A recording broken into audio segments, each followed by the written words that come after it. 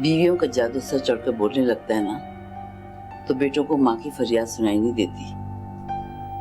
तुम खुद ही समाद को और सारा को अलग कर दो, वरना अगर वो नाराज होकर गया तो पलट कर वापस नहीं आएगा। तड़प रही हो तुम, लेकिन याद रखो वो दिन दूर नहीं जब तुम मुझे आवाज दोगी, लेकिन मैं तुम्हें कहीं नजर नहीं आऊंगा। वो दिन जल्द आएगा।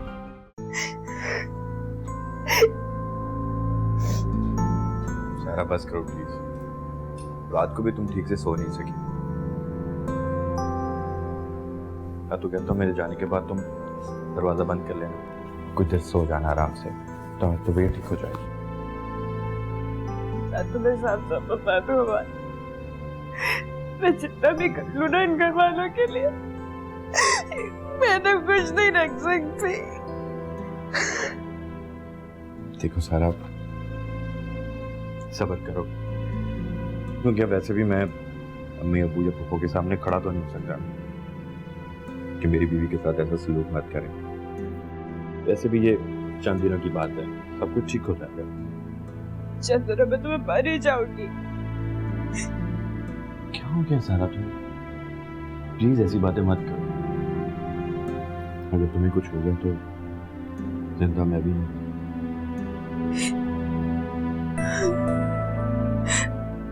अगर मुझसे मोहब्बत करते हो तो फिर मुझे अलग घर लेकर दे दो। सारा, हाँ, क्योंकि अगर मैं इस घर में रही ना तो रोज ऐसे ही मुझे हर दुख सहना पड़ेगा, और मैं सबब की तरह घर छोड़ के नहीं जाना चाहती। मुझे तो इसी घर में रहना है ना, वो भी घुट-घुट के। जब मैं मर जाऊंगी तो आ जाना मेरा जनाजा उठाने। देखो सब ठीक हो जाएगा, मैंने कहा ना, मत रो तुम। थोड़ा टाइम चाहिए ऐसी बातों के लिए, मैं सब ठीक कर दूंगा, तुम रिलैक्स करो।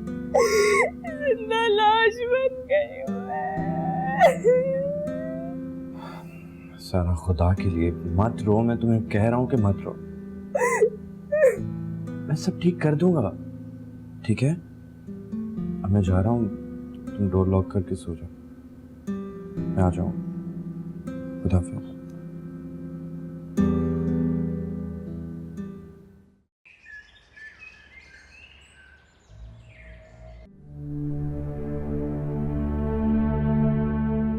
मेरा यकीन करें अब्बा जी, मैं डूबा हुआ कारोबार संभाल लूंगा, मुझे एक मौका और दें तो सही। मेरे बाद भी तो एक कारोबार तुम नहीं संभालना है, अब इसे संभाल लो या उजाड़ दो।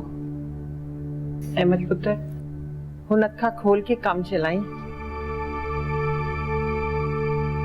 अहमद, आज मैं तुझे एक ऐसी बात बताना चाहता हूं जो मैंने आज तक इससे पहले किसी को नहीं बताई। अपने पिंड की सारी जमीन जो थी उसमें से आधी से ज्यादा बेच के मैंने एक कार बनाया था और बाकी पैसा इस कारोबार में लगाया था। क्या अब्बा जी? सिर्फ इस वास्ते कि मेरी चौधराहट का भ्रम कायम हो जाए। लेकिन अब तो मेरे पास नुकसान पूरा करने के पैसे भी नहीं है यार। ए जुलेखा दी जिहड़ी शुगर मिल है ना, उन्हां दी जमीन ते उन्हां दे पैसे ने, साडे कोल ते कुछ भी नहीं सिवाय फैसलाबाद दी जमीन दा एक टुकड़े दे। साडे कोल बहुत कुछ है, बहुत कुछ है। असी ये कह के ना अपनी इज्जत बचा रहे हैं।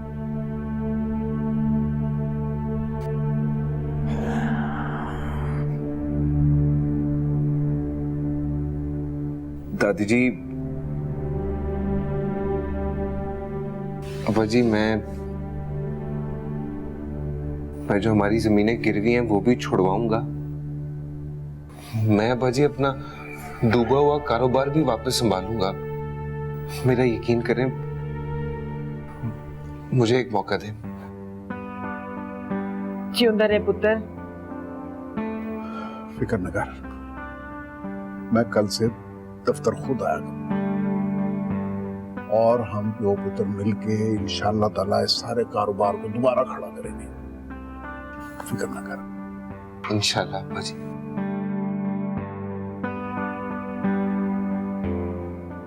मैं जा रही थी।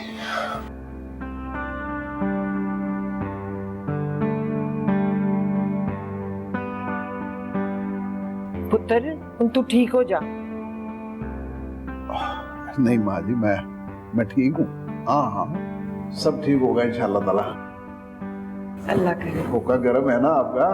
आओ आओ, लेगा? नहीं।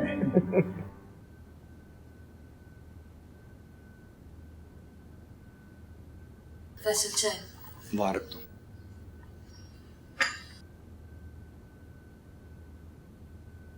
फैसल, वैसे आपको ना ऐसा नहीं करना चाहिए था।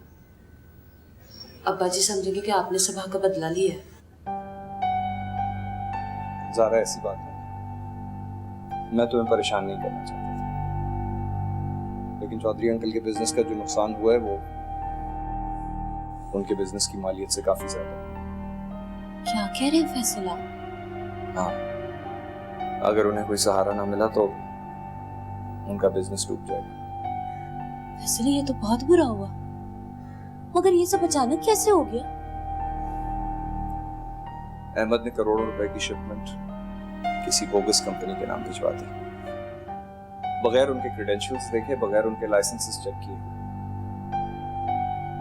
और अब उस शिपिंग कंपनी ने भी घर जाने की डिमांड कर ली। लेकिन शिपिंग कंपनी ने बगैर क्लियरेंस के अपने कंटेनर्स किसी और के हवाले कैसे किए? जालसाज कंपनियां हर किस्म के हरबे इस्तेमाल कर रही हैं। अहमद के साथ भी यही हुआ। फैसल प्लीज आप कुछ करें। मैं क्या करूं साहब? अहमद मेरी कोई बात सुनने को तैयार ही नहीं है। जब मैं उसे कोई ऑफर देता हूँ वो उसे अना का मसला बना लेता है, गैरत का मामला बना लेता है। अहमद भाई का ना बिल्कुल दिमाग खराब हो चुका है। फैसल, इस तरह तो सब कुछ तबाह हो जाएगा। मेरा सर कमरे में बंद हो गया और सिर में दर्द हो रहा है मेरे। तो ये सारे कहाँ रह गए? मजाल है कि कोई मेरी बात सुन ले। कहाँ थे तुम? कहाँ मर गए थे इतनी देर से?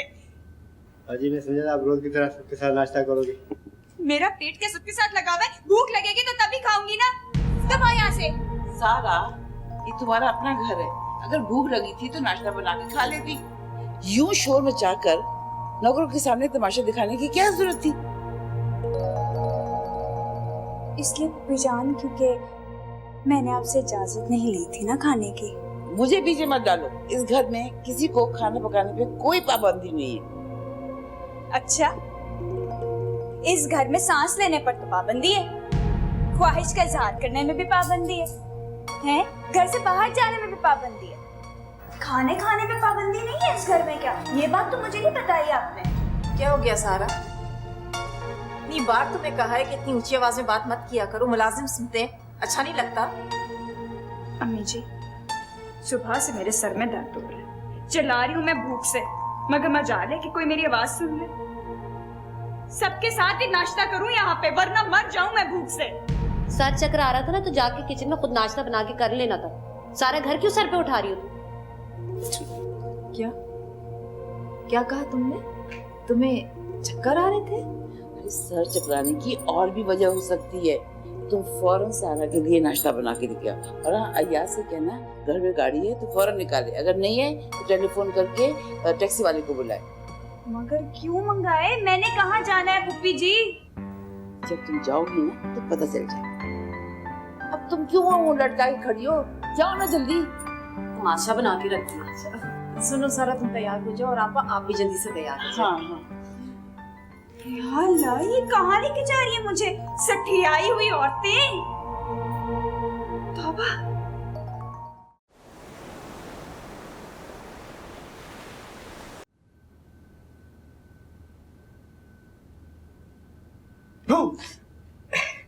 काशिफ, ये क्या बदतमीजी है? भाभी जी, वो मैं कहता था सबा भाभी अपने कामों में लगी हुई है, तो मुझे काम समझा दें। हाँ, बाद में चला समझा दूंगी। अरे मैंने अपना होमवर्क करना, मुझे जल्दी से समझा दें। काशिफ, कहा ना बाद में जाना, समझा दूंगी। जाओ अभी यहाँ से। हाय हाय नेहा, कुछ खुदा का खौफ कर ले। इस तरह से मासूम बच्चों के साथ सलूक नहीं करते होते और ना ही उन्हें जरा जरा सी बात पर झिड़कते होते हैं। अरे मैंने ऐसा क्या कह दिया? अरे अम्मा जी वो कह रही थी थोड़ा ठहर के आ जाना, फिर मैं तुम्हें समझा दूंगी। हाय हाय, तो अब समझा देती। कौन सा तेरा दिमाग पिघल जाना था, रसाला लेके बैठी हुई है एक्ट्रेसों का। नहीं समझा रही, चलो जाओ यहाँ से। नेहा बीबी, अत खुदा दा वैर हुंदा है। तूने इस तरह से अगर मासूम बच्चों के साथ सलूक रखा ना तो सारी उम्र बैठी रहेगी ऐसे ही खाली गोद लेकर। और बात सुन, तुझे मैंने कितनी बारी समझाया है कि इस तरह की नकचड़ी के मुंह ना लगा कर, इसको बैठे रहने दिया कर। दीवारें तकने के लिए सारा दिन बैठी रहती, हीरोइन बनकर अपने आप को पता नहीं क्या समझती है ये, प्रियंका चोपड़ा की पुत्र ना हो तो। आजा, मैं तुझे ऐसा सबक याद कराऊंगी ना कि तूने फार फार करके याद कर लेना सारा कुछ। रट्टे लगवाऊंगी तुझे, तू देखी तो सही। बड़ी टीचर ते देखो कैडी कैडी लगदी शक्ल, जरा नहीं सोहनी लगदी।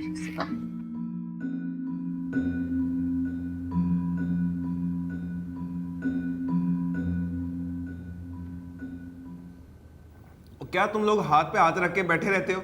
जेबें भर भर के जब तनख्वाह लेते हो उस वक्त तो तुम लोगों को कोई चीज नहीं भूलती। काम करो। मेरा आज दिन नहीं बुरा है। बैठे जी। Thank you. रात का एहसान दोहराने आए हो तो वो बात रात को खत्म हो गई थी दोस्त।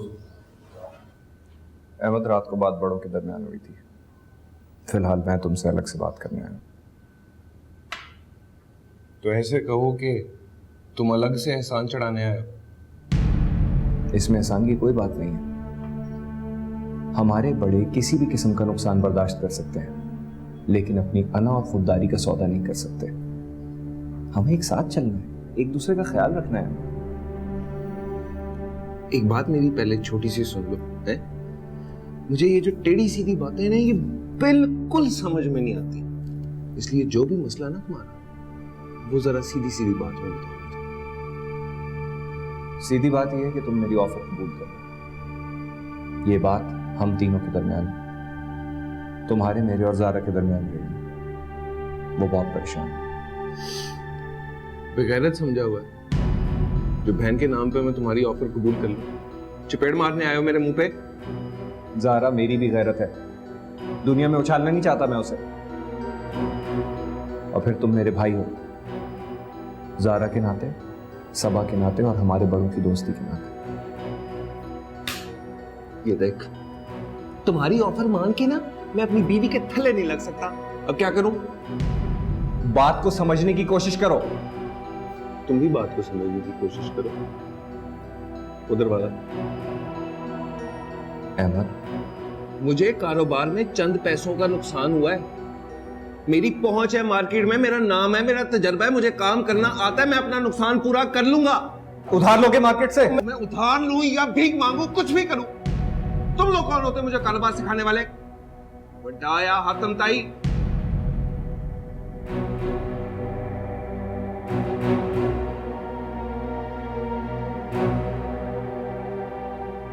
तुमने कितने बजे आना था मेरे पास मीटिंग पे?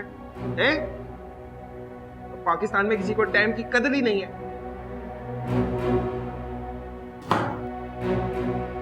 हाफिज।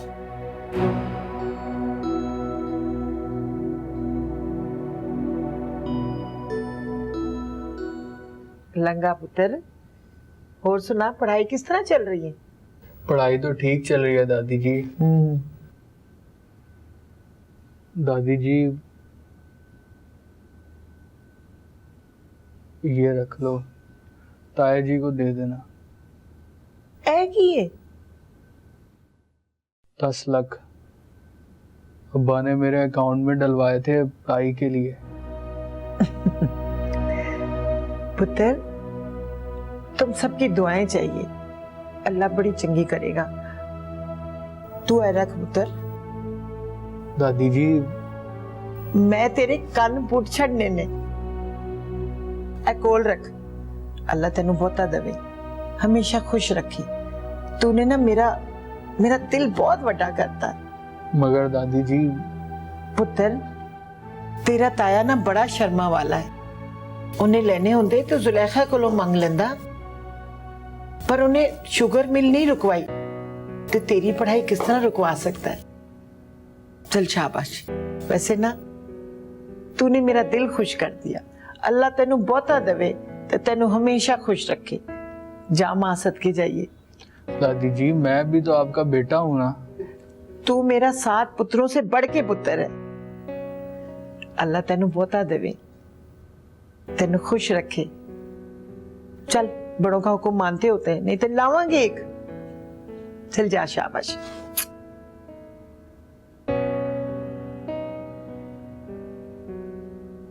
आहा माशाल्लाह कितना प्यार है दी दिल च। माँ जी कोई होश कर लो, आपकी तो मती मारी गई है। जब वो कुछ दे रहा था तो ले लेना था ना आपने। चुप करनी बेहिदायते। अब ऐसे भी गए गुजरे नहीं कि बच्चों से पैसे लेते फिरे। हाय हाय मैं क्या आपको बताऊं, अगर मेरे बस में होता ना बेबे तो मैं अपनी शुगर मिल बेच के ना सारा पैसा भाईजान पे से बाहर के तो फकीरों को दे देती। लेकिन आपको पता भी इस बात का कि ऊपर खुदा है तो नीचे मेरा भरा है। लेकिन क्या करूं, यतीमों का माल खाने वालों पे ना खुदा की लानत होती है। बस कर दे, चुप कर जा। ये लानत तुझ में भी पड़ सकती है। चल जाए तो जाती नहीं। हाय हाय माँ जी जानी है, 2 सूटे तो ला लेने थे। ला ले। देख इसे कहते हैं बुरे नसीब। इंसान करता भले के लिए, होप उठा जाता है, बर्बाद हो गया सब कुछ। मैं आज ही तेरी मीटिंग एडी से करवा देता हूँ, बस समझ के तेरा काम हो गया। वो को फ्रॉड आदमी तो नहीं है ना? देख इस दफा अगर कोई भंड हो गई ना मेरे हाथ से तो अब्बा जी ने दफ्तर छोड़ घर से भी जूतियां मार के निकालना मुझे, और ससुराल और बीवी के सामने मैं शर्म से मर जाऊंगा। अबे तू पागल हो भाई क्या? मैं तेरी मीटिंग किसी फ्रॉडी या चीटर से करवाऊंगा? वैसे तो मेरे सौरे जो हैं वो भी बड़े पैसे वाले लोग हैं, नई फैक्ट्री लगाई है, गोदाम शुदाम डाले हैं, बड़ी मिन्नत तरला की है उन्होंने यार। पैरी पै गए मेरे पैरी। लेकिन वो क्या कहते हैं ना, सौरे आंदे कार जवाई कुत्ता। मैंने चिट्टा इनकार कर दिया। मैं कहा माफ करें, बड़ा पैसा है मेरे पास। यार ये तूने बहुत अच्छा किया। ससुराल वालों से अगर 1 रुपया भी लिया जाए तो समझो कि ससुराल वालों की गुलामी होगी, और बीवी अलग ताने दे दे के मार देती है। सबा दे थले ते नहीं लगता मैं भी, इसीलिए तो इनकार किया मैंने। हाँ वो बात सुन, ये एडी जो है ये पैसे वाला तो है ना कि फारिग? पैसे वाला ना होता तो इतनी बड़ी डील क्यों फाइनल करता हूँ? खानदानी रईस से खानदानी। तू फिक्र ना कर, मैं आज ही उससे मीटिंग कर लेता हूँ, रहा सवाल कागजात का तो वो खुद ही तैयार कर लेगा। बड़ी मेहरबानी तेरी भाई, तू इस मुश्किल वक्त में मेरे काम आ गया दोस्त। दोस्त उसी को कहते हैं। बस अब मैं चलता हूँ, जगह और टाइम लेके उससे मैं तुझे बता दूंगा। तू फिक्र ना कर, बस मैं चलता हूँ। Don't very. ठीक है, ओके, अल्लाह हाफ़िज़।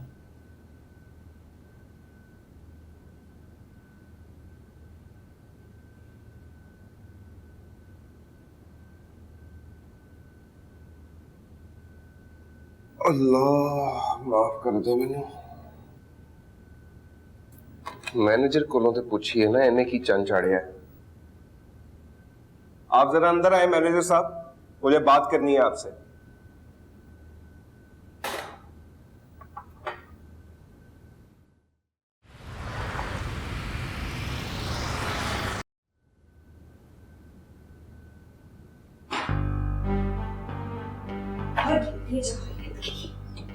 क्या हो गया?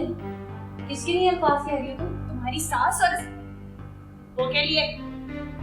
होश में हो तुम? होश में तो इस घर के बड़े और छोटों को आ जाना चाहिए अब। सारा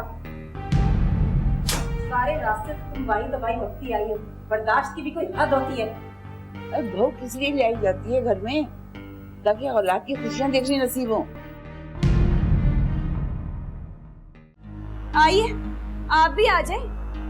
इखलाकियात पे लेक्चर देने के लिए बच्ची कुछ जो कसर रहेगी ना वो भी तू पूरी कर ले। फुप्पो और अम्मी ने जो कुछ भी किया है ना, वो तुम्हारी और हमाद की मोहब्बत में किया है सारा। माँ बाप को एक आस होती है, उनकी एक ख्वाहिश होती है कि अपनी औलाद की औलाद को गोद में खिलाएं, उनके नखरे उठाएं। अल्लाह करे तेरी गोद हमेशा फूलों की तरह महकती रहे, औलाद दी खुशियां दिखाए तेने।